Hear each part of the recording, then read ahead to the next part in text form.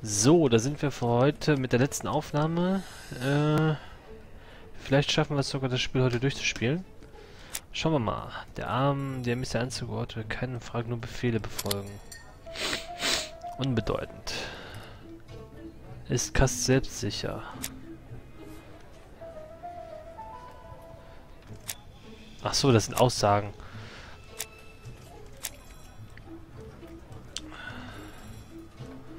Da ist irgendwas mit Poirot. Ja. Verführer.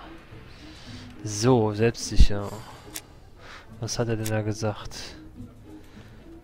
Captain A. Sie wurde zu einer Stunde getötet, als die Straßen voll mit Menschen waren. Das ist ganz schön gewagt. Kast ist sparsam.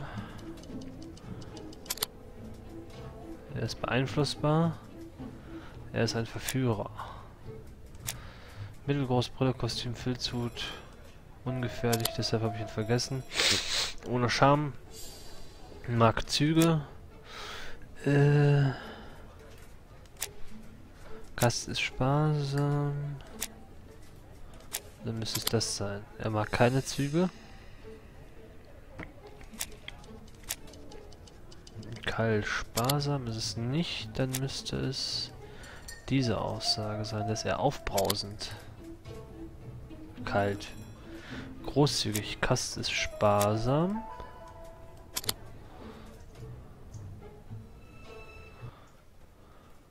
You see? Cust's character is quite the opposite of the murderer's. But if he's a madman, can we really talk about his character? You know very well that our murderer does not behave like a psychopath.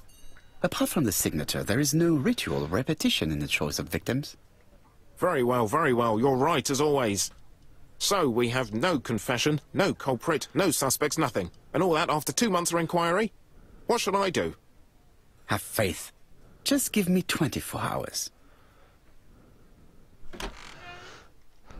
Okay, jetzt bin ich gespannt, was jetzt noch kommt. Nach Hause fahren. To White Heaven, please. Nach White Heaven.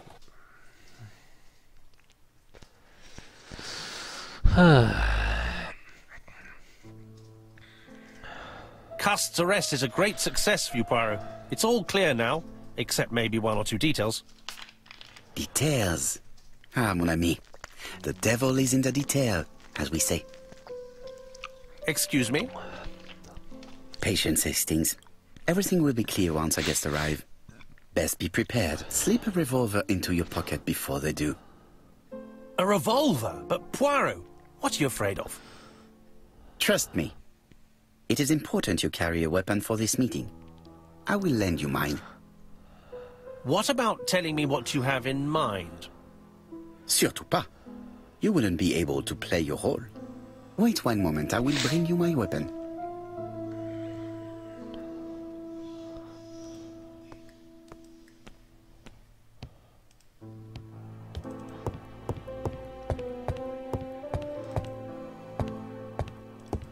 Komm, gib Gazen hier. The white ammunition are blank cartridges. The others are real bullets. The revolver is loaded with blanks. I still have time to choose real bullets.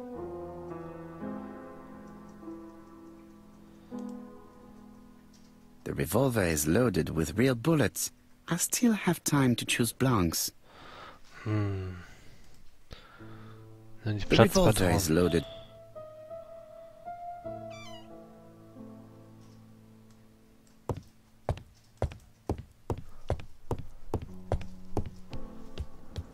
Wo rennt er jetzt hin? What about telling me what you have? Surtout pas.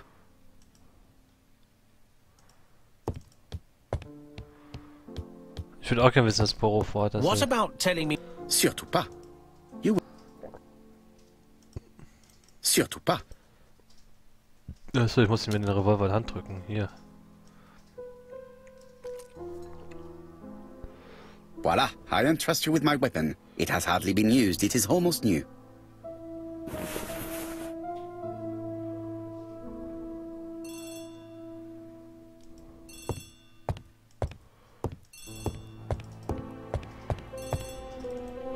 So, die Einzelteile des Puzzles liegen auf dem Tisch. Chief Inspector, is that you? Yes. Sorry, but we haven't found anything.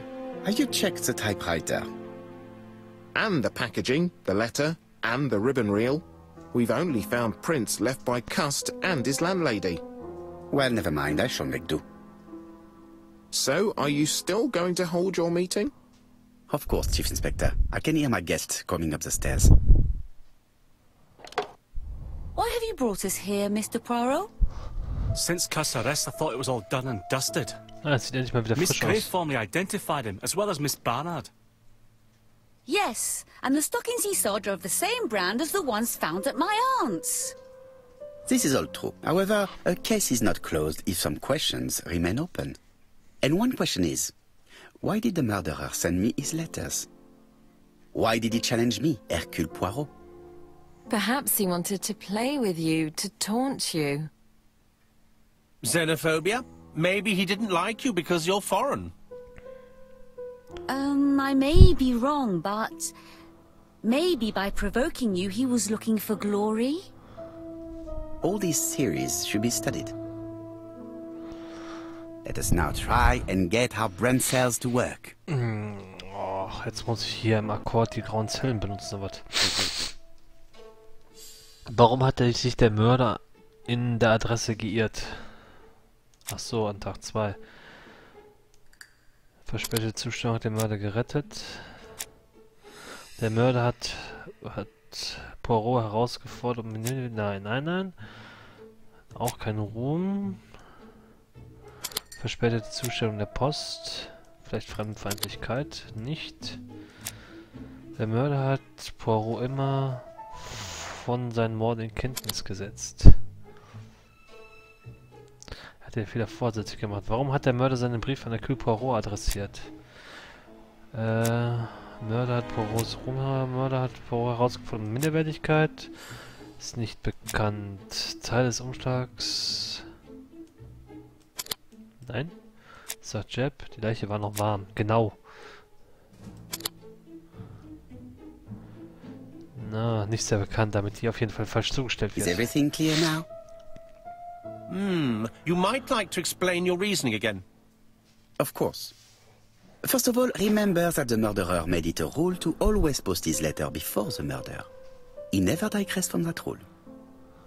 However, in Churston, he encountered a problem.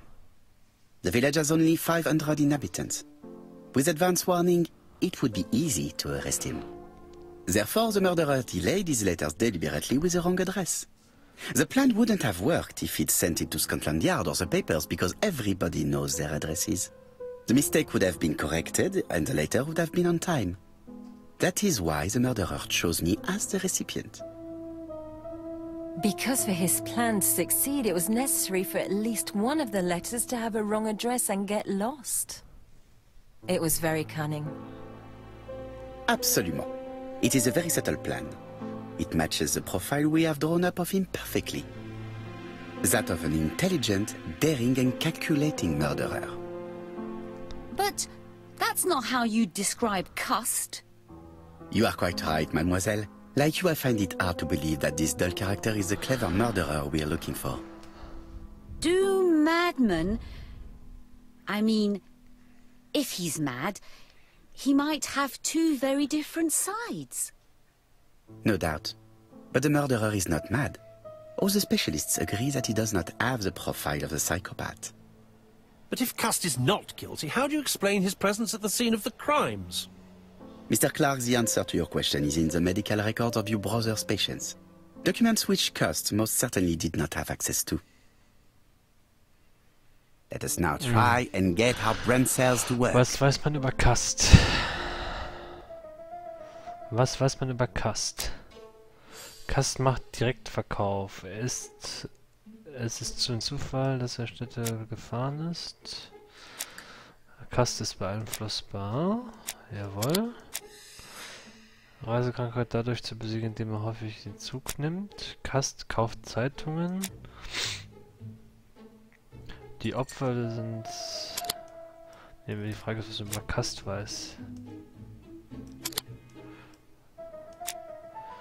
Kast ist nach Wechsel gefahren, weil er Lust hatte zu bahnen. Kast war im Krieg. Davon hat sich niemand so richtig erholt. Kast wurde während des Krieges verletzt. Ja, das weiß man auch. Der Mörder hat es geschafft, auf Dr. Clarks Akten zuzugreifen. So.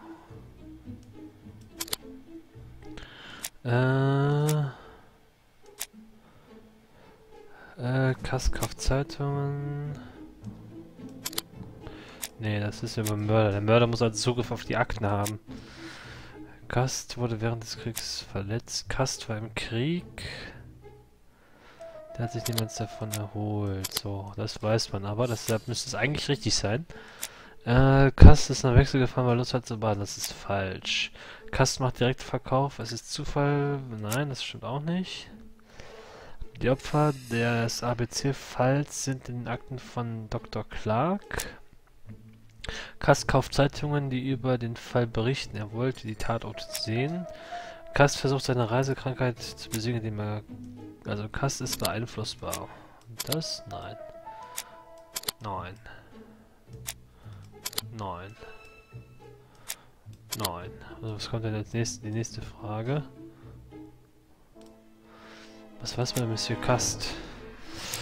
Er ist beeinflussbar. Das ist mit dem Krieg? Nein. Er wurde während des Kriegs verletzt. Ah. Wie lässt sich Kasts Anwesenheit an den Tatorten erklären?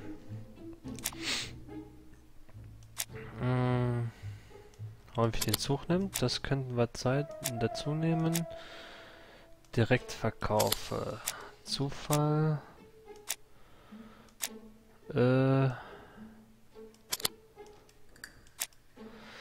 So, warte mal. Kast versucht es dann. Nee, das wissen wir nicht. Wie lässt sich. Oh weiter, Kast kauft Zeitungen.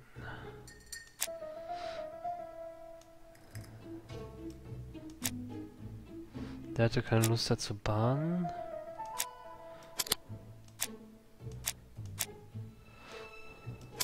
Nö. Nö. Nö. Nö. Na komm. Nö. Nö. Okay.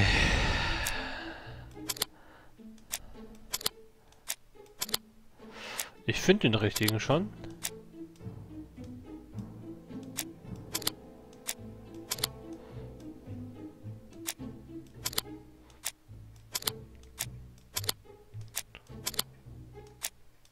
Ah!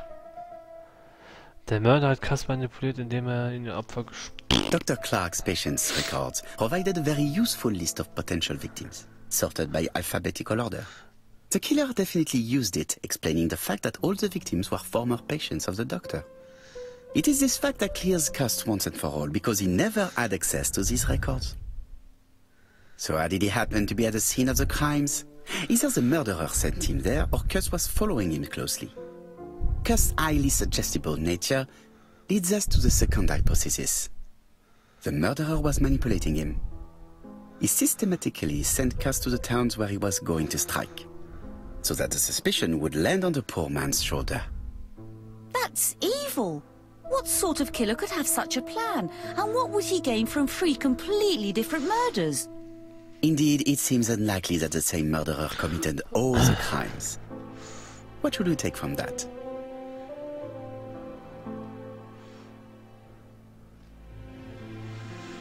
Das Träumen sorgen, dass es Träummörder gibt. Just one murder was of benefit to the murderer. The others were just diversions. On reflection, there is only one conclusion. The murderer killed once out of interest, and twice to divert our attention. This reasoning points at 2 potential culprits. Franklin Clark. Donald Fraser? Yes, mademoiselle. That's good thinking. Mr. Fraser may have killed Betty out of jealousy. Mr. Clark may have killed his brother in order to inherit his large fortune. Both have a motive. But Donald did not have access to Dr. Clark's records. Please allow me to disagree with you, mademoiselle.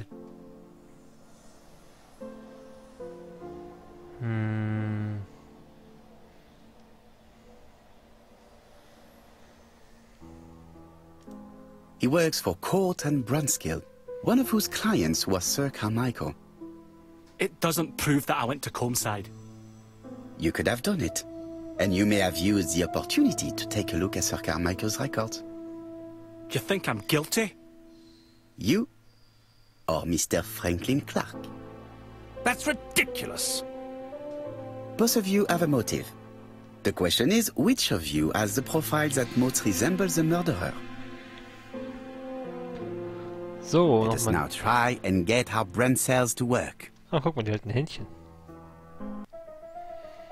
Ist Donald clever? In der Tat. Mr. Poirot, seit Bettys Tod zweifle ich an mir.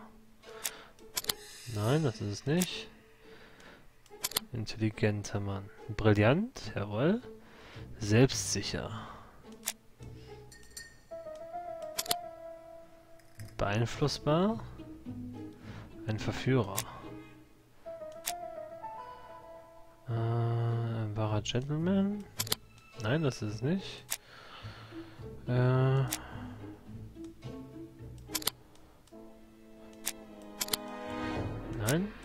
Ah! Ein Verführer. Und er mag Züge. Streit war schrecklich. Aufbrausend.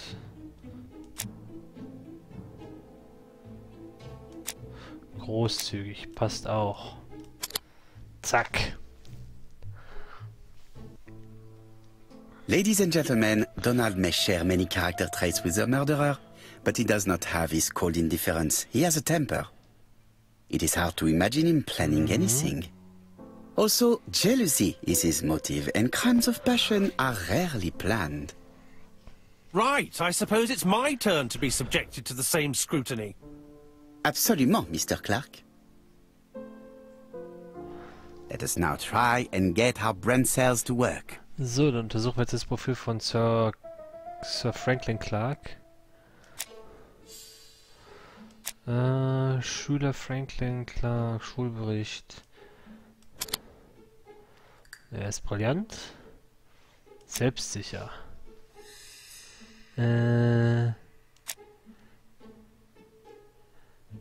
Selbstsicherer junger Mann. Jawohl. Dann ist die Frage, ist er ein Verführer? Ne, vage ist falsch. Das ist für großzügig. Mag er Züge?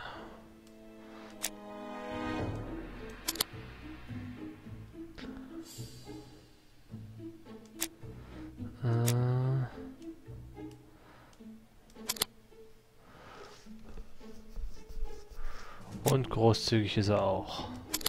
Das Profil passt. As you have all seen, there is a disturbing similarity between Mr. Clark's profile and that of the killer. In actual fact, it is exactly the same. Mr. Poirot, your psychological studies are interesting, but your conclusions do not add up. Why would I have wished my brother's death? The inheritance is lawfully mine. I just have to wait. No, you had to act quickly.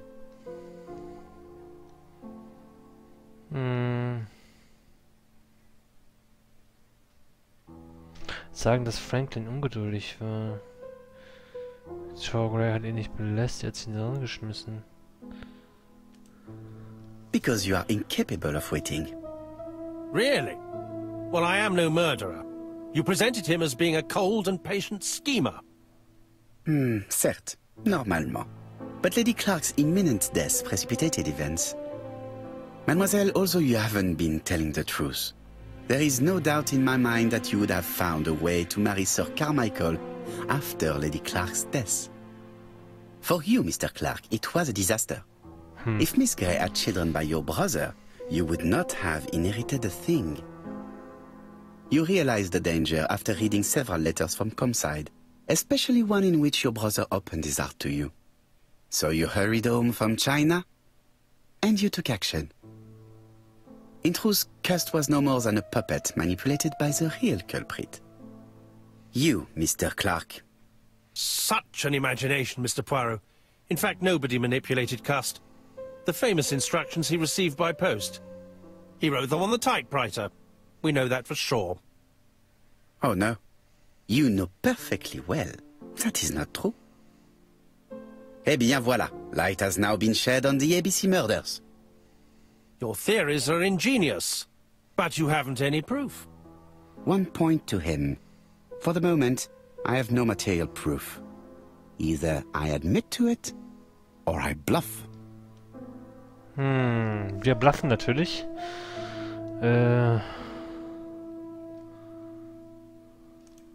One thing proves it. The prints you left on Cust's typewriter. Enough. Oh, of course you wiped the typewriter before sending it. But not carefully enough. Scotland Yard has found your print along with those of Cust. I understand why you never wanted to lend me your new typewriter. And why you were searching through your brother's things. And the hole you dug on the moors. What did you hide there? The knife you used to kill your brother? Game, set, match. You win, Mr. Poirot. But it was worth trying. Tja, das war's.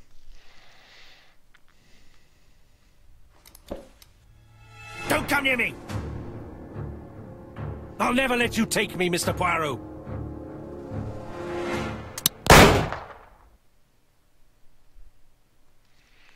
Wir hatten aber die Platzpatronen drin. I'm sorry, Mr. Clark, there is no easy death for you. I expected your reaction, so I used blanks. I'm sorry, mademoiselle, but your second chance has been lost. Franklin Clark will never inherit his brother's fortune.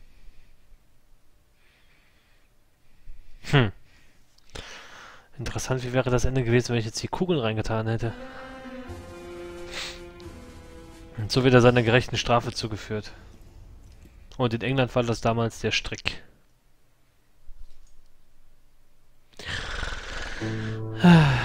Disappointed at having missed the chance to become Lady Clark, Thora Grey left England. Donald Fraser and Megan Barnard married. On Poirot's recommendation, Mary Drower started to work for Lady Clark. The elderly lady's condition suddenly took a turn for the better. And a few months later, to Dr. Logan's great surprise, she was back on her feet again. According to this eminent physician, it appears to be an extremely rare case of spontaneous remission. Lady Clark has enjoyed very good health ever since.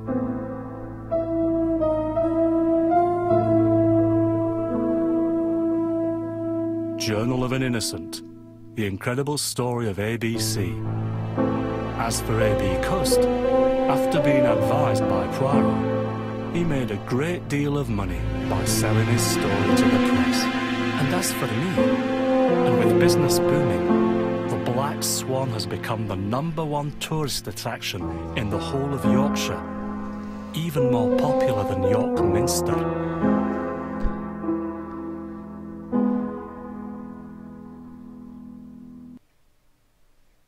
Okay, dann scheint das Spiel an der Stelle zu Ende zu sein.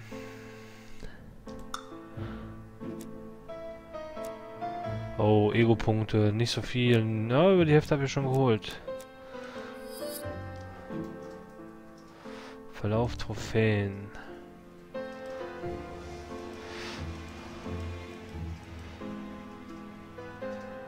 Rekonstruktion, Endover, Backside, Churston. Was ist denn das? When Franklin understands that his brothers inherit, Franklin uses sarcasm. Franklin writes the letters he will. Cust is convinced that when we receive the following is written. He visits Miss after Cust's Mrs. Asher, the old lady. We investigate a few weeks later. Alexander kann man sich das jetzt alles noch mal ein Stück angucken. Was steht denn hier? Betty was killed by the man who had arranged to meet her that evening, the seducer Franklin Clark, in Bexhill, 5 days after the So.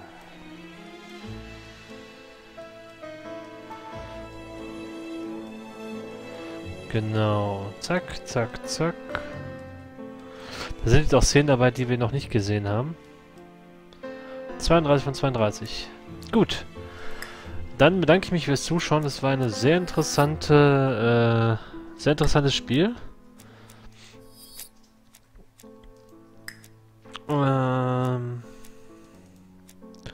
Wir können mir die Miniaturansicht angucken. Rekonstruktion, wie sieht die denn aus? Muss ich jetzt nochmal machen?